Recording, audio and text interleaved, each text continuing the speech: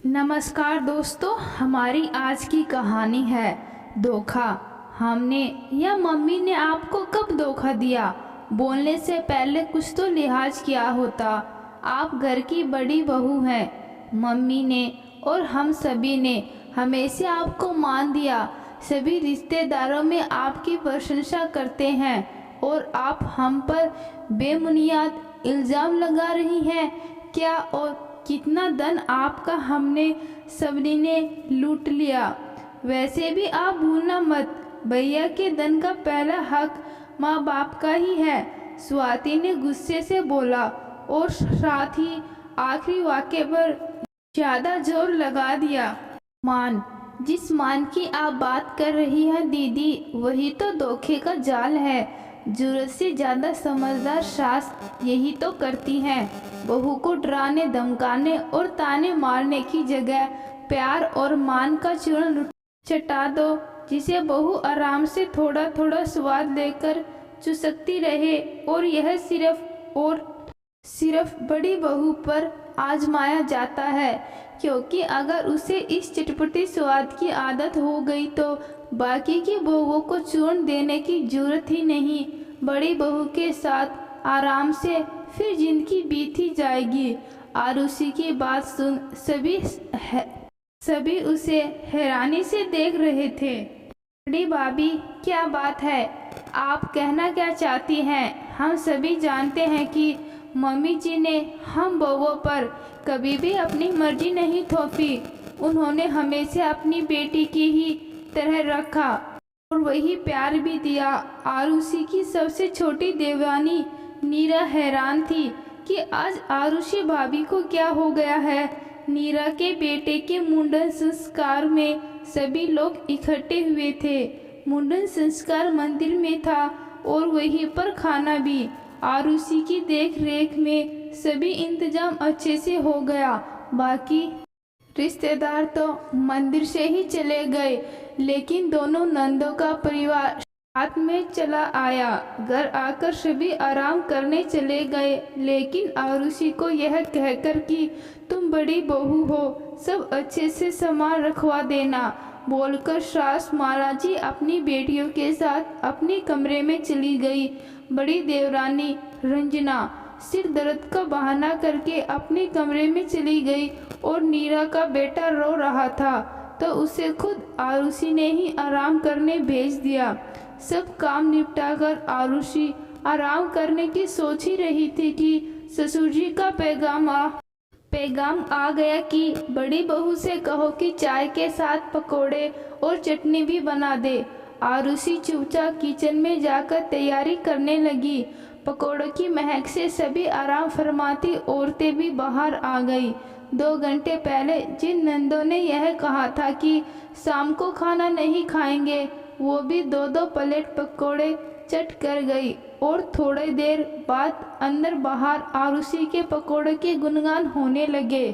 सभी ने पेट भरकर खाया, लेकिन एक बार भी किसी ने यह नहीं पूछा कि आरुषि तुमने खाया। रात का भी खाना निपटाकर सभी लिविंग रूम में बैठकर बातें करने लगे और आरुषि अभी भी किचन में सुबह के नाश्ते का इंतजाम कर रही थी।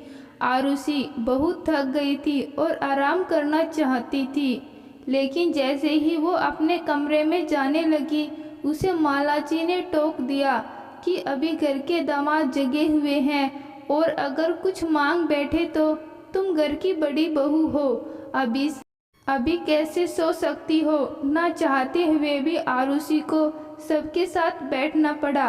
बातों का सिलसिला निकला तो नाते रिश्तेदारों की बुराई भी होने लगी और तभी मसला निकला धोखे का और फिर रिश्तेदारों के धोखों पर कसीदे पड़े जाने लगे।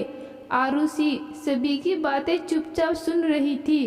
तभी बड़े दामाद जी उसे खामोश देखकर पूछ बैठे, बड़ी भाभी, क्या आपने कभी धोखा खाया है? और हाँ तो किसने दिया?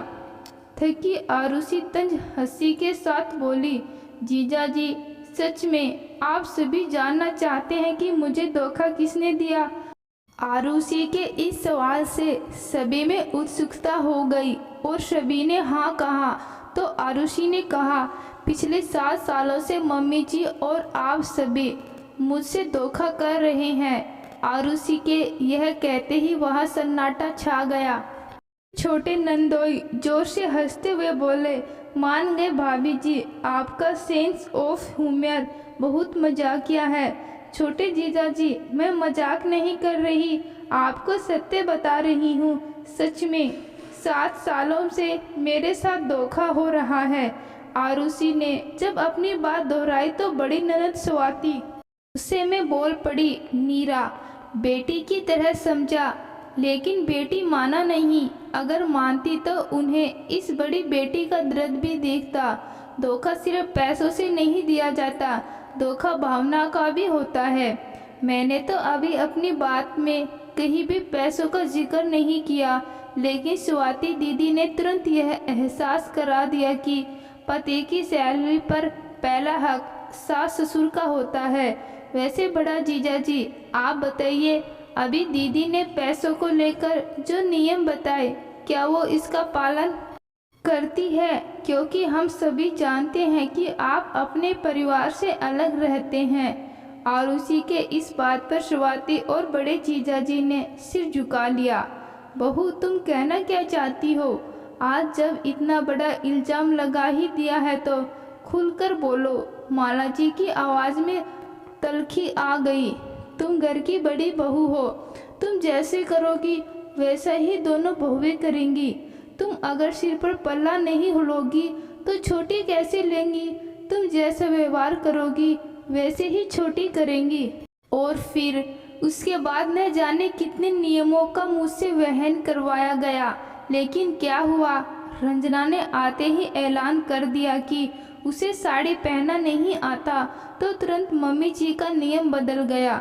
जहां मेरे सिर से पल्ला नहीं हटता था, अब वही रंजना आराम से सूट पहनकर घूम रही थी। फिर आई नीरा, और अब तो जीन्स शर्ट सब अच्छा लगने लगा।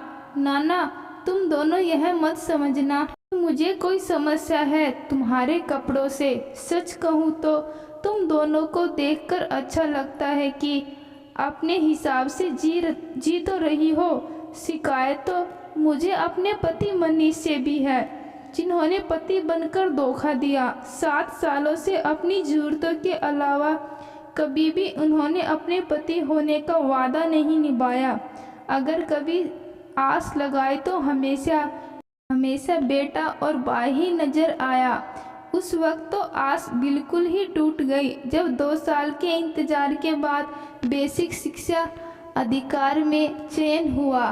लेकिन मम्मी जी ने हाथ ऊपर कर लिया कि वो नहीं संभाल पाएगी, जबकि सिर्फ 8 घंटे की बात थी। मेरी ट्रेनिंग पूरी हो जाती और आज मम्मी जी नीरा के ऑफिस जाने के बाद उसके बेटे को दिन रात संभालती है, और उन्हें अब कोई दर्द या बीमारी भी नहीं है। यह तो सिर्फ मेरे साथ हुए धोखे का विवरण है।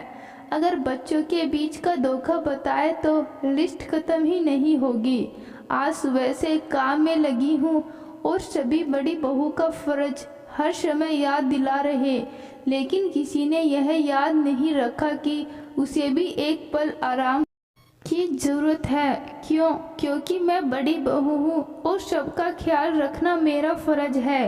रिश्तेदारों में सब तरफ यह चर्चा होनी चाहिए कि माला जी की बहू बहुत गुणी और लायक है, लेकिन किसी ने कभी मुझसे नहीं पूछा कि मेरे ससुराल वाले मेरी नज़र में कितने लायक हैं, क्योंकि बड़ी बहू की सोच से किसी को कोई फर्क नहीं पड़ता। बोलते बोलते आरुषि चुप हो गई और उसने नम आंखों से सबको देखा और फिर गुड नाइट बोलकर वहां से चली गई आराम करने, क्योंकि कल सुबह उसे फिर से बड़ी बहू का फर्ज निभाना है। आरुषि की बातें सुनने के बाद सबकी नज़र शर्म से झुक गई। तो दोस्तों, आपको क्या लगता है कि आरुषि की जिंदगी बदलेगी या फिर बड़ी बहू के तमगे के साथ वो धोखा खाती रहेगी? कमेंट बॉक्स में ज़रूर बताना। कहानी अच्छी लगी, कहानी को लाइक शेयर और चैनल को सब्सक्राइब जरूर करना। धन्यवाद।